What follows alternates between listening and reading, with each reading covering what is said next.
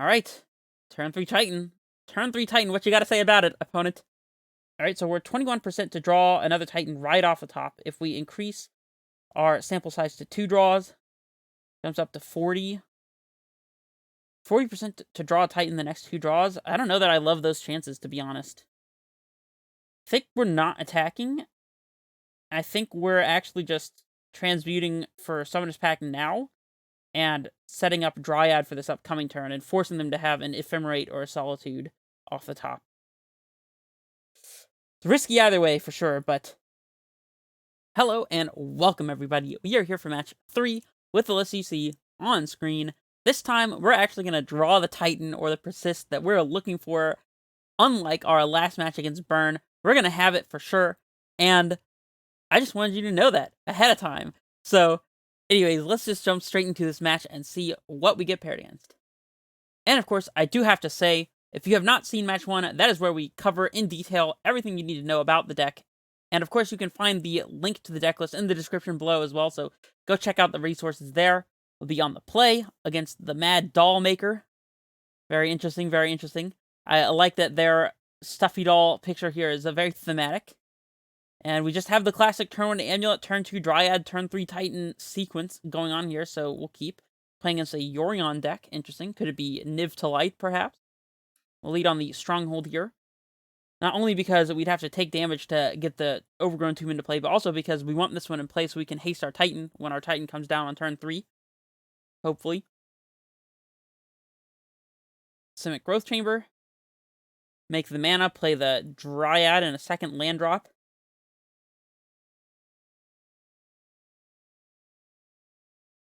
And I think we just go ahead and play out the Valakut here. And pass it to our opponent. Alright. Turn 3 Titan. Turn 3 Titan, what you gotta say about it, opponent?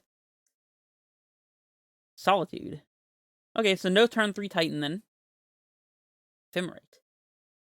Okay. Like, sure. Much better that they Ephemerate now and only get one creature out of the deal than Ephemerating on both the Titan and the Dryad, so pretty glad for that. Ghost Quarter. Okay. Summoner's Pact. Did they just not cast the Ephemerate? Just leave it in exile? I'm not really sure what happened there. I guess it's on their next upkeep, right? So they should be getting Ephemerate back this upcoming upkeep. So I guess we're just playing up the Overgrown Tomb and passing.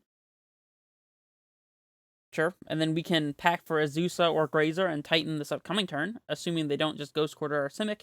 So probably not then, but still. If they tap out here, then we can probably Titan them. They're going straight for the field on the Stronghold, okay. That's fine. And get a forest.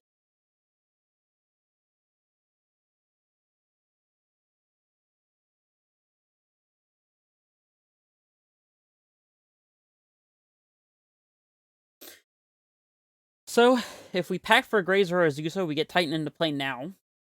I don't think we really have another choice. We're not going to be able to attack with it, but that's okay. Play out a land drop first. And I think I want to keep a Growth Chamber in hand here, since we're going to have to use a bounce land to pick up a Tolaria West. So, we will go and get Azusa. We don't play Azusa, so we'll have to do Grazer. I keep forgetting that. So we'll instead get Grazer. That's fine as well. Put in Growth Chamber. And I think we'll leave Growth Chamber in play this time, since we do have a second one back up. But we are going to need to use a bounce land to pick up Tolaria West. We'll pick up the Valakut, as we don't want to get punked out by not having enough green sources. Also, it protects our Valakut from their Ghost Quarter, so that's nice. We could get Saga plus T-West, so that way they can't just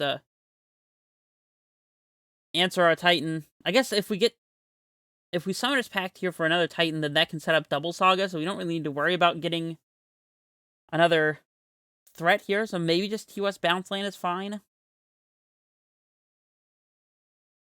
T-West is definitely one of them. I think getting Saga now doesn't seem the worst thing in the world. we'll have to pay for the pact. We'll have a land drop, then we can activate Saga, assuming they don't Ghost Quarter it, and then the turn after we can activate and maybe still play a Titan. I think that might be marginally better than getting TOS Bounce Land here, since we have Bounce Land ready to go. I think I'm going to go with TOS Saga. And we'll pass. This gives them the opportunity to Ghost Quarter the TOS, I suppose, but then we still have Saga going, and I don't know. Maybe immediately picking up the TOS and transmuting it would have been better. We'll see. Eldrazi Temple. I wasn't expecting that one. Alright, Blade Splicer. Don't really mind that one either. See what they choose to Ghost Quarter here, if anything. They Ghost Quarter the Saga. Alright. Fine by me. Alright, we'll go ahead and pay this pack trigger, I suppose.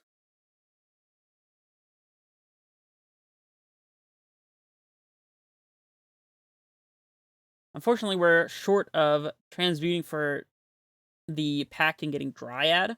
We can attack and get Valakut and another land, like Valakut and fetch land, and then transmute.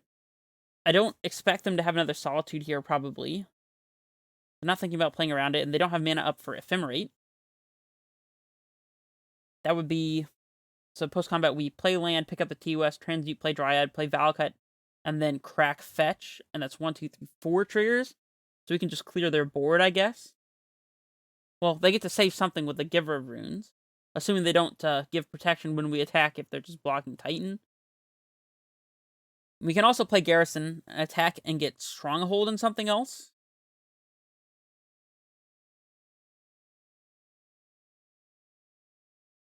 That way we won't be losing our Titan to blockers, I think.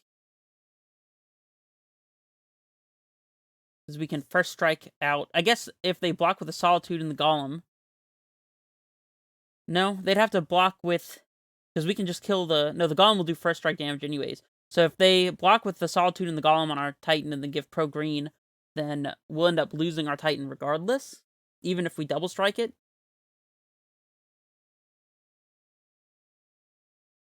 Because we kill this and then it takes the 3 from the Solitude as well. So yeah, we can't attack through their board just yet, thanks to the Giver. So I guess maybe we want to set up Dryad and pass? Seems kind of loose though, because then they'll be able to hold up Ephemerate later. I don't believe we have a main board explosives or anything to be thinking about here. No.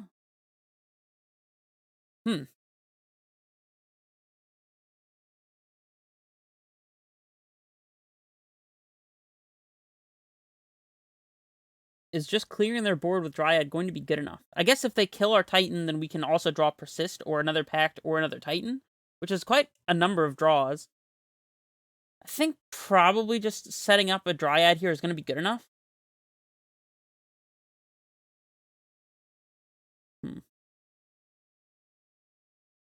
Okay, I think I'm attacking and setting up Dryad and hoping that we can top deck another Titan. It could be wrong, though.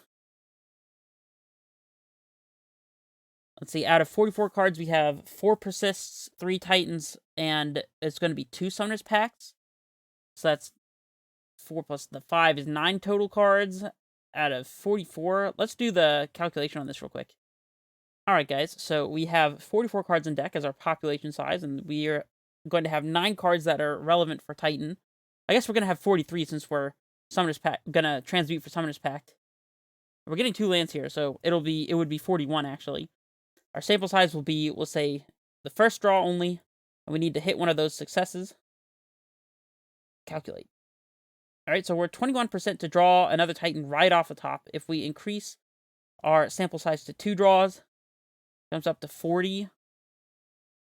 40% to draw a Titan the next 2 draws. I don't know that I love those chances, to be honest.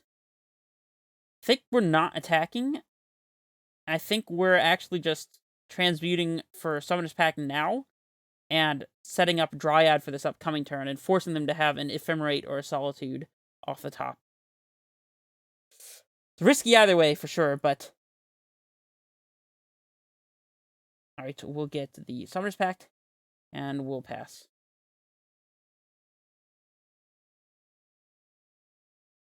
definitely an awkward situation. They draw with Silent Clearing. Another Giver. That doesn't really matter. They have no white up for Ephemerate. There's a Persist as well. Okay, okay. Well, and our opponent concedes. I guess we took the right line.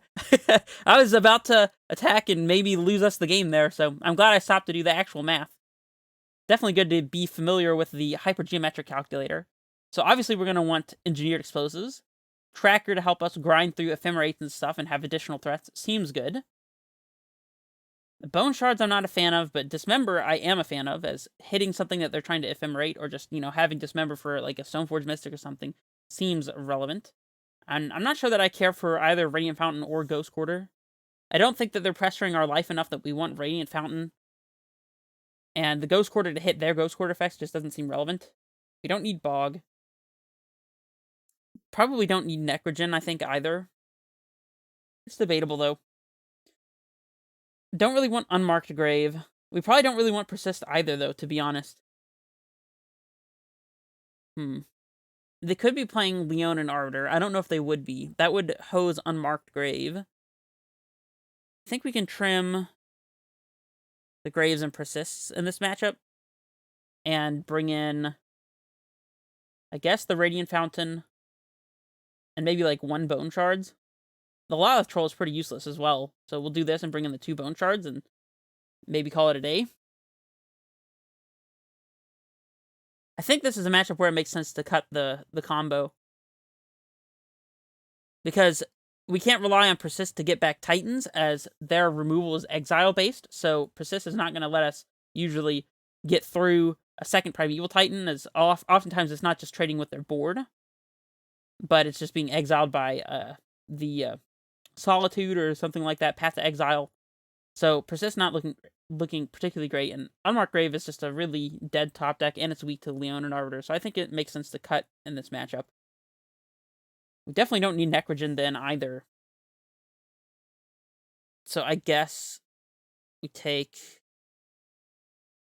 Force, maybe? A single Force to deal with non-Cauldra artifacts that our opponent could have. I guess it hits Golems and stuff from Blade Splicer as well, so that seems fine. And I think it's going to be reasonable to just have a random land or something to pitch to Bone Shards to make it a worthwhile inclusion. Bone Shardsing a Stoneforge Mystic seems like it could be a good deal. We do have Bone Shards and Dismember in this hand. I mean, we've got interaction. We need to hit some lands, but I'm willing to give it a shot, I think. Of course, our opponent has a Yorion. Giver. Probably do need to Dismember that, actually. We could Bone Shards it instead, pitching like Summoner's Pact. That doesn't seem horrible.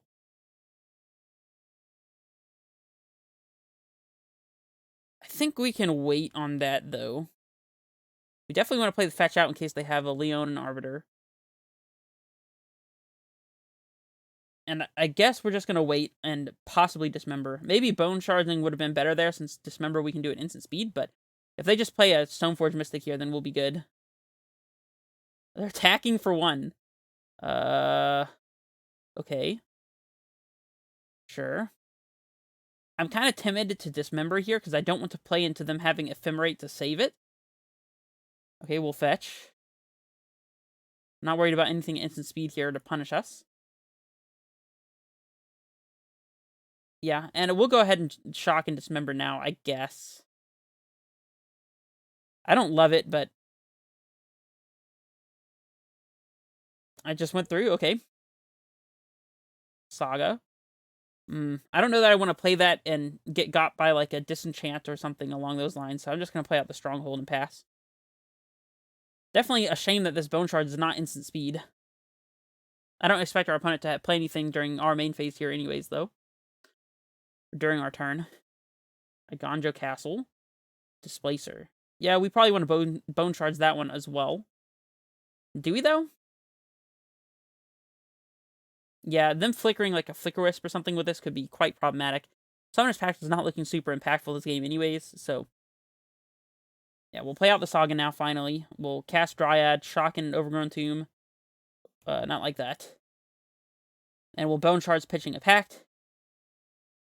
Trying to stay ahead as much as possible of our opponent. We'll discard a card to kill the Displacer, and it'll be the Pact. And it's your go.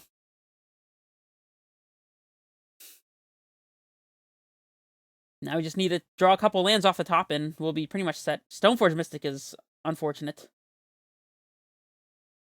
There's Kaldra. Okay, we might be able to race Kaldra at this point, though. Late enough. Just 2 lands off the top. Valcut's a great one. A very good one. Path. Okay, well, we have Titan next turn. Yeah, we'll just let this go.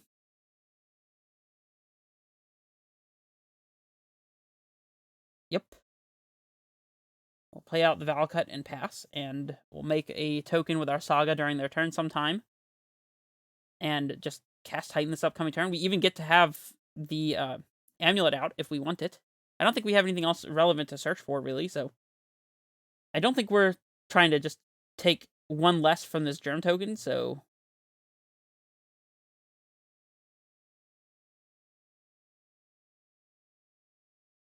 We'll activate here.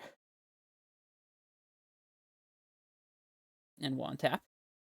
Bounce land. Forest. Interesting. Well, that means we can play Forest. No, we can't leave Saga up because we're gonna have to sacrifice it. I would like to be able to activate and make a dude here and then still be able to do the Titan thing, but that's just not possible, so we're not gonna do it. We get an amulet here, of course. We could play Forest and get Boros Garrison and something else and haste our Titan. Actually, it's looking like the Radiant Fountain could be relevant here. If we haste Titan, we're playing into another path. Ephemerate, I'm not super worried about. I think we have to play into another path, to be honest. Yeah, I think we should be playing into path here. I'm not sure how likely it is they have a second copy of Path to Exile on 4 cards, but... Well, I mean, we'll think about what else we can do. We could transmute TOS for a Grazer and play Grazers, just so we have blockers for the Germ, just in case our Titan dies. Like, they could have... I guess they could have Solitude plus Ephemerate here. Then Radiant Fountain would keep us... No, that wouldn't even keep us alive. Radiant Fountain and... Yeah, we actually can't survive if they have Solitude plus Ephemerate, I think.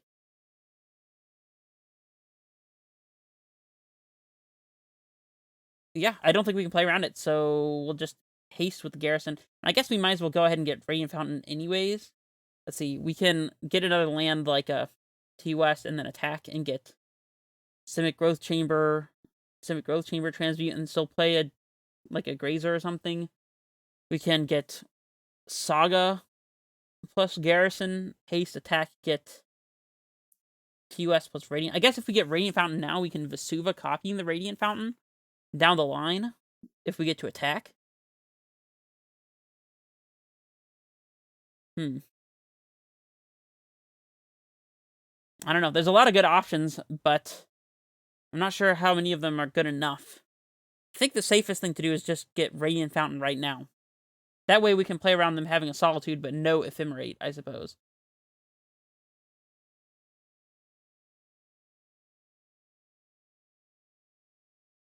Right, we'll yield to the amulets. We'll stronghold our Titan. If they have Solitude. They have Solitude. They have the Ephemerate also. Looks like they don't. And we're getting life from the Solitude ability as well, so that's interesting. Okay, well, I guess we just pick up the Bounce Land. I think picking up Bounce Land makes sense, so we can set up a Dryad turn this upcoming turn. We'll pass. Do we swing with the Construct? Or do we just use it to absorb 2 of the 5 damage that's coming our way? 5 puts us down to 8. I guess we could... If we hold it up, they can't attack with the Stoneforge. If they have Sword of Fire and Ice blocking the 2, we take 5 plus 2 from the sword is 7. That would leave us at 6. I don't think it really matters. I'm just going to swing.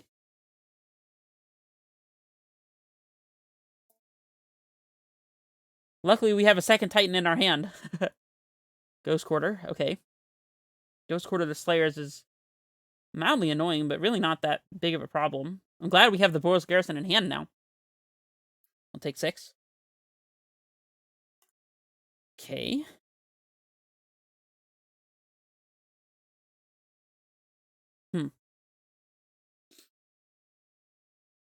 They have Sword of Fire and Ice, but they didn't play and equip it? What? Okay. Because they could have Stoneforged the sword in. 5, 6, 7, 8. We have 8 plus the Stronghold, so we can play Titan, leaving 2 floating. If we play the Garrison, they probably have to blow up our Slayer Stronghold, so we can't attack with the Titan. And then our Titan searches for leaving 2 floating. Guess it doesn't really make sense, because on 5 mana, we can't do anything with the Transmute. We can Transmute for explosives. That doesn't really do anything. We can Transmute for Vesuva, I guess. Not Transmute. We can search for Vesuva and, like, Saga. I don't know. What can we do to deal with the sword? We could play Tireless Tracker and play land and draw a card. 3, 1, 2, 3, 4, 5, 6. We could play Tracker and Titan and plan not to attack. Then we'll have 3 cards off the Tracker, potentially.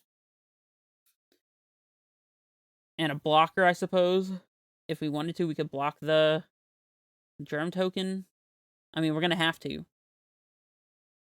I think playing Tracker first is going to be a good choice.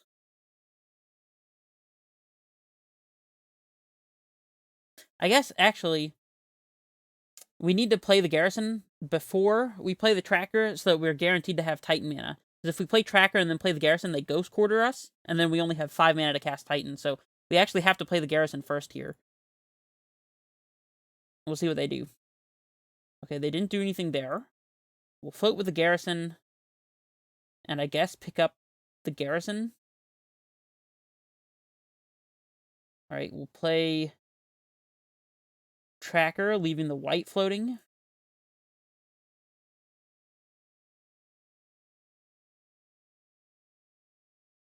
We can get Vesuva to copy the Radiant Fountain and something else.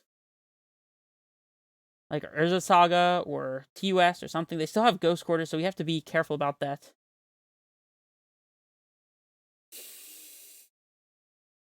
Going to 9 means that we only have to block with, like, just the Construct or something. If we get 2 bounce lands here, we can crack both clues with the Tracker. Actually, the clues, they grow our Construct as well, so we could get, like, double fetch land and make, like, 4 clues.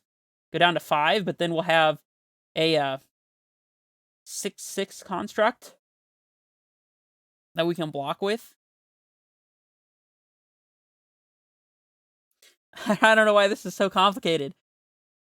If we get TUS, they'll just Ghost Quarter it, which might be fine. I think a fetch land is fine. And probably just Vesuva to copy the Radiant Fountain, I think, is the best play. This is a very strange play, but I think it's a good one. It gives us the most amount of cards and lets us trigger Tracker a billion times and grow our construct here. It's a 5/5, not a 6/6, but I don't think that'll make a huge difference. If we fetch now, we can clue now and get another clue now as well. I think we definitely fetch to play around them having path, but I don't think we crack a clue just yet.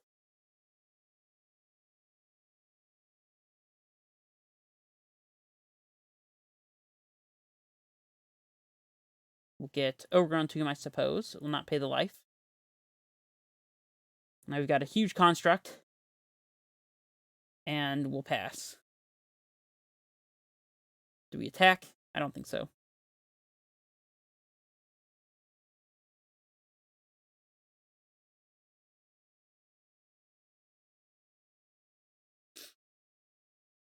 Equip, sure.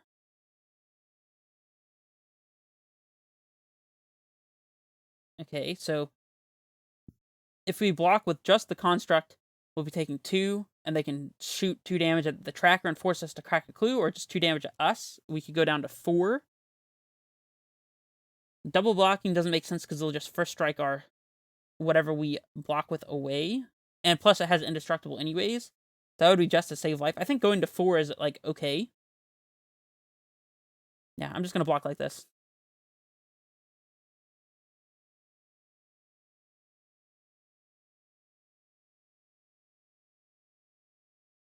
Okay, this germ dealing combat damage can resolve.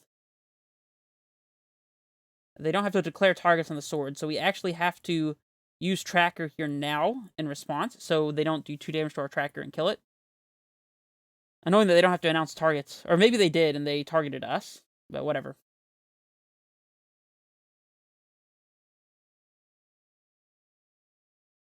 They're ghost quartering themselves. Interesting. Relic Warder to exile Amulet. Okay.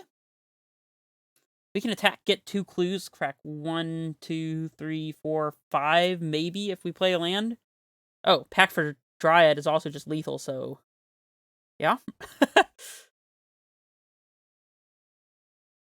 I'm not playing around Solitude, because they would have cast it already if they had it, so... yeah. We can Stronghold our Titan as well. I'm pretty sure it's worth it.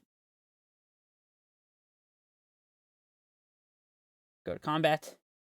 Attack. Swing all. Might as well. We'll say yes to this, and we'll get Valakut and I guess a bounce land to pick up Vesuva. And we'll send all the triggers upstairs, because why not?